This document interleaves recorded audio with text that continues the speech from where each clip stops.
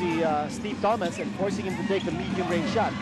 And that's his shot. McCaskill has that touch from the outside. He's a 4-year NBA veteran. At lamang Magnolia ng apat, 15-11 as we enter this timeout. Mapa-call, mapa-text, special ako dito. Dito lang yung angat palagi.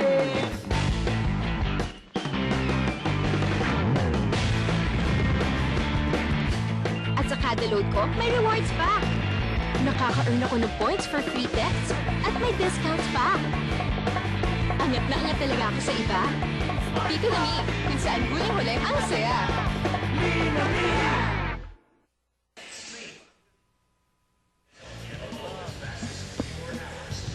Back inside the Cuneta Astrodome. And Amal McCaskill hoping to lead Magnolia to a must-win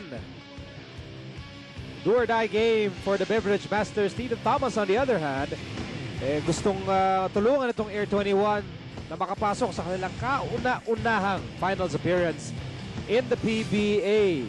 It's a brewing rivalry, and it's a high-quality rivalry between two high-quality imports. McCaskill, solid numbers for Magnolia.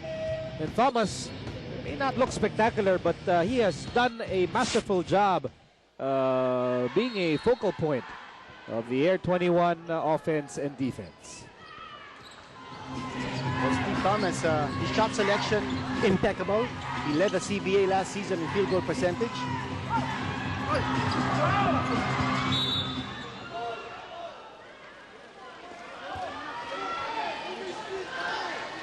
And Stephen Thomas, you know, he rarely makes poor decisions on the court. You know that he's a thinking player.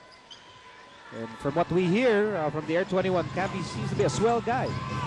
That's right. No, he also is a consummate team player. And he gets a lot of his local teammates involved. At that time, bumunga yung depensa ng Magnolia, the interior defense working that time. Apat ang abante dito ng Magnolia as we near the halfway mark of the opening quarter. Here's Rosella to Tugade. Gary David, by the way, is in the game for the first time as McCaskill connects. Magnolia doing a good job of spreading the floor because alam nila masyadong madikit yung man-to-man defense ng Air21. So if you spread the floor, you have more opportunities to be able to move away from your defender because hindi naman nagdo-double team ang Air21. Missed by Thomas of a nice pass mula kay Gary David. Ano yung lamang ng Magnolia? Pwedeng dagdagan kung maka-score si Pingris dito. And the ball ends up with Homer Se. And Homer Se has the ball. And everybody get out of the way! You saw that coming. And Thomas trying to grab the basketball, but it ends up with the Beverage Masters. Here comes Tugade. Tugade bounce pass. Rosella fires and scores! A blistering pace here being set by Magnolia.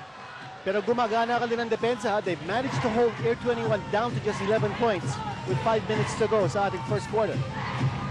Here's Deo Campo. This is an embattled Air21 squad as Thomas connects. That's his first field goal in this game. And he bled for that shot. Score natin 19-13. That's a turnover. Laban sa Magnolia.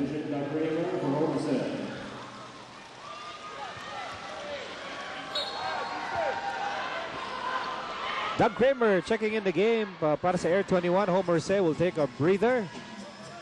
Naghahabol pa rin ng Air21 here in the opening quarter. Here's Gary David on the goal. He spins and his shot is erased. Mark Pingris, last line of defense. Good help. Ito yung pihit ni Gary David. Had to improvise and create. At nandun yung block shot. Drop pass. Kramer. Wild shot. Bothered by the defense of Daniel Defonso. 6-point Magnolia lead. Daddy Eye against Kramer. That's a holding foul against Doug Kramer. A very physical defense being played. Now, the reason kung bakit si Coach Bo Parasol probably replaced Homer Sev with Doug Kramer is because he needs more physical defense on Danny Ildefonso, who's very offense-minded in this game so far. Ildefonso meron ng 5 points. Also, Homer Sev was a little too offense-minded himself. I think they need to be able to tone down his offense and give Gary David the situations that he craves for to be able to score. That's another turnover laban sa Magnolia.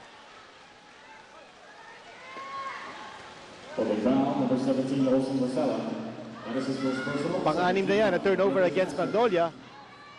One of the things that we pointed out before this game is yung turnover situation. Ito naman yung spreading the floor.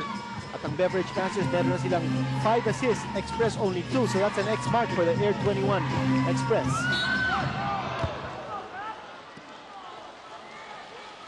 McCaskill catching a piece of the arm of Stephen Thomas. First personal laban sa import ng Magnolia, sending Thomas to the line. Well, Thomas has the uncanny ability to suspend himself in midair while taking a jump shot. So, parang meron siyang delayed reaction before the release. And if you're a little too late in trying to block the shot, magkakaroon ka ng contact. Ito naman ang mga fans ng Air21 coming here in full force and in purple gear. Ube Patron. Ube. Oo, purple na purple. Ang tawag sa kanila, the Purple Heart. Pure heart is what they say about Air21.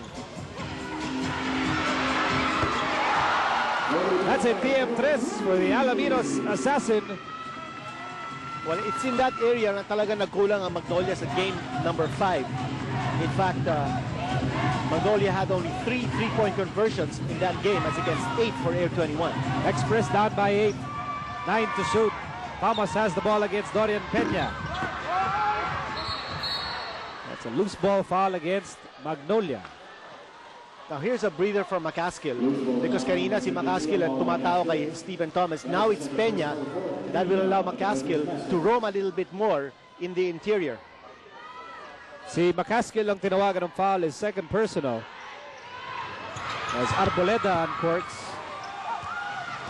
Danny Siegel trying to bounce back from a scoreless game in game 5. Here he is against Ranadel de Ocampo. He's called for taking steps.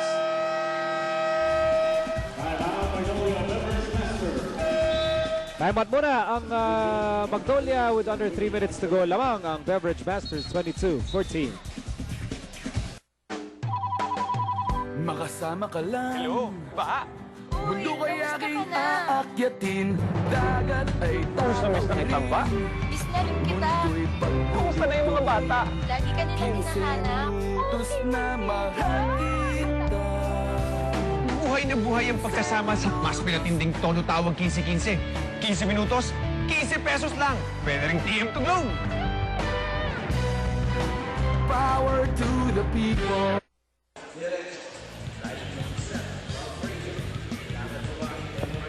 Back inside the Cuneta Astrodome for Game 6 of the PBA semifinals. At kanina nakita natin si Lordy Tugade with a TM3 at sa inyo ng bagong TM Discarte SIM, 30 pesos lang. May bagong diskarte ka na.